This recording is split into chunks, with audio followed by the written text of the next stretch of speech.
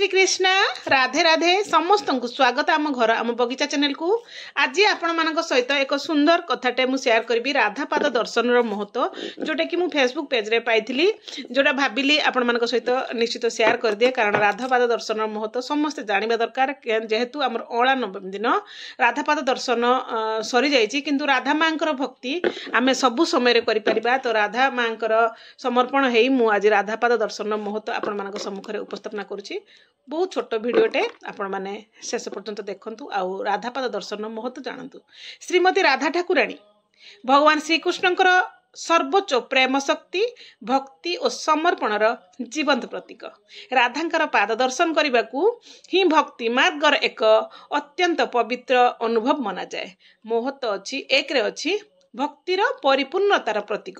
राधांकर पाद दर्शन हेउची निज आत्मा को परम भक्ति और समर्पण रे मिसाई देवार एक रूप। द्वितीय रे अच्छी पाप मोचन और मन शुद्धि। जो भक्त भक्ति भाव रे राधापाद दर्शन करती सेमानंकर मन और हृदय पाप अहंकार और मोहरु मुक्त हुए। एवं तृतीय अच्छी प्रेम और कृपा प्राप्ति। राधा मांकर पाद दर्शन माध्यम रे भगवानंकर अनंत कृपा एवं दिव्य प्रेमर संस्पर्श मिले। चतुर्थ अच्छी आत्मा और परमात्मार एकत्व।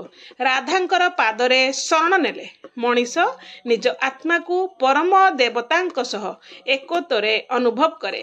पंचम रे अच्छी समृद्धि और शांति। जेउठारे राधा मांकर पाद पूजा हुए सेठारे घर और मन दुहींकर समृद्धि एवं शांति संतोष रे परिपूर्ण हुए। राधापाद दर्शन हेउची एक दिव्य भक्तिर अनुभव जेउठारे प्रेम समर्पण निष्ठा शांति मिली जीवन को दिव्यता प्रदान करे। राधापाद पंकजे जार नीति भक्ति भाव से भक्त पाए कृष्ण प्रेम और मोक्षर मार्ग। जय श्री राधे जय श्री राधे जय श्री राधे।